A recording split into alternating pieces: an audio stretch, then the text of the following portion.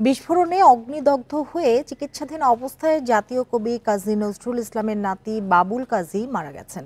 বিকেল 5:30টার দিকে জাতীয় বার্ন ইনস্টিটিউটের আইসিইউতে চিকিৎসাধীন অবস্থায় মারা যান তিনি।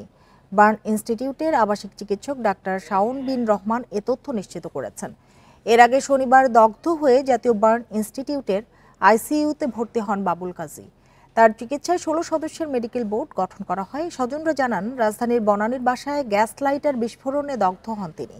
আশঙ্কাজনক অবস্থায় হাসপাতালে নেওয়া হয় তাকে। বাবুল কাজীর শ্বাসনালী সহ শরীরে 74% পুড়ে যায়। জাতীয় কবির ছেলে বাচিক শিল্পী কাজী সব্যসাচীর 3 সন্তানের মধ্যে সবার ছোট বাবুল কাজী।